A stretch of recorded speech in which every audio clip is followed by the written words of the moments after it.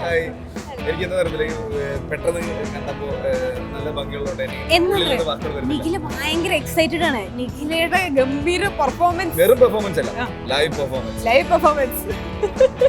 എങ്ങനെയുണ്ടായിരുന്നു? നല്ല പെർഫോമൻസ് ആയിരുന്നു. എനിക്ക് സത്യമായിട്ട് പറയണമെന്ന് ഓർമ്മയില്ല.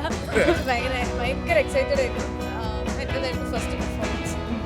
നന്നായിരിക്കും വിചാരിക്കുന്നു. ഇത്രയും വലിയൊരു ഓഡിയൻസിന്റെ മുന്നിൽ ഇത്രയും മലയാളികളുടെ മുമ്പിൽ പെർഫോം ചെയ്തപ്പോഴത്തെ ആ ഒരു ഫീലിംഗ് അതെ, ഭയങ്കര ക്രൗഡ് സപ്പോർട്ടാണ് കേട്ടോ. ഖത്തറിൽ ഭയങ്കരമായിട്ട് ആൾക്കാർ, ഭയങ്കരമായിട്ടുള്ള ക്രൗഡ് സപ്പോർട്ടുണ്ട്. നല്ല രസമുണ്ട്. അത് പെർഫോം ചെയ്യാനൊക്കെ നമ്മൾ കയറി ചെല്ലുമ്പോഴേ ഭയങ്കരമായിട്ട് ആരവൊക്കെ കേൾക്കുമ്പോൾ അടിപൊളിയാണ്. എനിക്ക് വേണ്ടിയോ ഈ ഓരോ സ്റ്റെപ്പ് ഇടുമ്പോഴും ആരവം.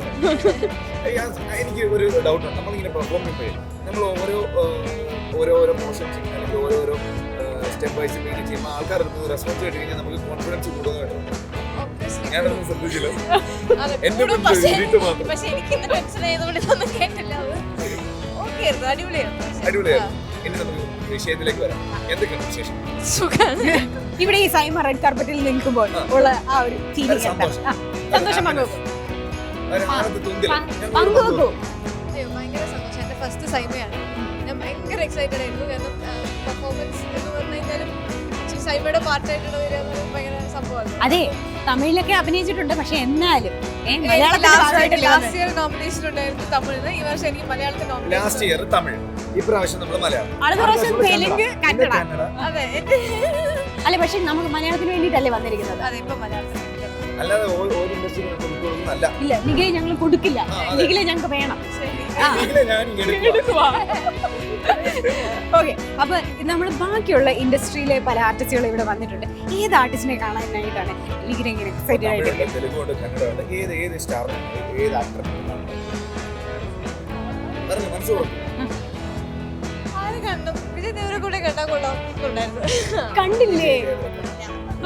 അയ്യോ സാരമില്ല, ചിലപ്പം അടുത്ത ഒരു റോള് വിജയ് ദേവരകൊണ്ടയുടെ കൂടെ ആയിരിക്കാം. പറയാൻ പറ്റത്തില്ല.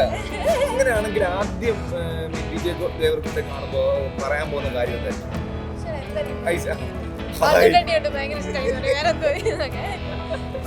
ഓക്കെ, അപ്പം ഞാനേ സലോമിന്നാ വിളിക്കുന്നത്. ഒരു ക്യാരക്ടറിന്റെ പേര് വെച്ച് അറിയപ്പെടുക പറയുന്നത്. അതെ, നീല. അടുത്ത മലയാള സിനിമ ഏതാണ്? ക്യാരക്ടറിന്റെ പേര് നിനക്കുണ്ട്. അടുത്ത ക്യാരക്ടർ പറയാം. മലയാള സിനിമയിലെ അടുത്ത ഏതാണ്? മലയാളം ഉടനെ കുറച്ചൊന്നും കമ്മിറ്റ് ചെയ്തിട്ടില്ല. തമിഴാണ് ഇപ്പൊ ഒന്ന് കഴിഞ്ഞിരിക്കുന്നത്.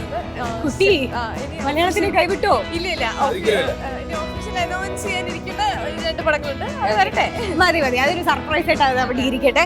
അപ്പം ഇനി വിഷയത്തിലേക്ക് വരാം. ഇത്രയും നന്നായി ഡ്രസ് ചെയ്ത ആളോട് നമുക്കത് ചോദിക്കാൻ പറ്റുമോ? ചോദിക്കും. ഓക്കെ, ഇത്ര നന്നായി ഡ്രസ് ചെയ്ത ഒരാൾ എന്നോട് പല ഡ്രസ് ചെയ്ത് ചോദിക്കണം, ആരാണ് നിഖില സ്റ്റൈലായിട്ട്? ആക്ച്വലി ഞാൻ ഫോളോ ചെയ്യാറില്ല അവരുടെ ഇതൊന്നും. പക്ഷേ സ്റ്റിൽ ദീപിക പദുക്കോൺ. രണ്ടാമത്തെ ആളാണ് ദീപിക പദുക്കോൺ. ദീപിക പദുക്കോൺ, ആലിയ ഭട്ട്. രണ്ടാമത്തെ ആളാണ് ദീപിക പദുക്കോൺ. പക്ഷെ ഞാൻ ഫോളോ ചെയ്യാറില്ല. അവരുടെ സ്റ്റൈൽ കോപ്പി ചെയ്യാനും അങ്ങനെ ഫോളോ ചെയ്യാറില്ല. പക്ഷെ എനിക്ക് ഭയങ്കര ഇഷ്ടമാണ്. ഓക്കെ, ഇപ്പൊ നിഖിലയുടെ ഫാൻസ്, നിഖില ഒരു ഇഷ്ടപ്പെടുന്ന ഒരുപാട് പേരുണ്ടാവും. നിഖിലയുടെ ഫാൻസിന് നിഖില കൊടുക്കുന്ന ഒരു സ്റ്റൈൽ ടിപ്പ് എന്തായിരിക്കും? ഒരു സ്റ്റൈൽ ടിപ്പ്. പ്രത്യേകിച്ച് അങ്ങനെ സ്റ്റൈൽ ടിപ്പൊന്നുമില്ല. വൃത്തിയായിട്ടൊക്കെ പോവാ. അപ്പൊ പറയും നിഖിലയുടെ ഫാൻസിന് അല്ലെങ്കിൽ നിഖിലയുടെ ഫ്രണ്ട്സിന് നിഖില കൊടുക്കുന്ന ഒരു സ്റ്റൈൽ ടിപ്പ്.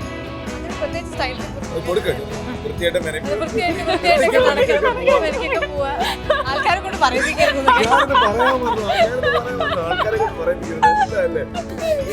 ഭയങ്കര സന്തോഷം. ഓക്കെ, നിഖില ഇവിടെ കണ്ടതിൽ സത്യത്തിൽ നമ്മുടെ ഒരു ഫ്രണ്ടിനെ കണ്ട പോലത്തെ ഒരു ഫീലിംഗ് ആണ്. ഓക്കെ, അപ്പം ഇനി ഒത്തിരി ഫ്രണ്ട്സ് അകത്ത് വെയിറ്റ് ചെയ്യുന്നുണ്ട്. അപ്പം ഞങ്ങൾ ഇവിടെ പിടിച്ചു നിർത്തുന്നില്ല. സൈമ എൻജോയ് ചെയ്യൂ, ആഘോഷിക്കൂ. അവാർഡ് മേടിച്ചോണ്ട് തിരിച്ചു വരും. ശരി, thank you. Okay, thank you.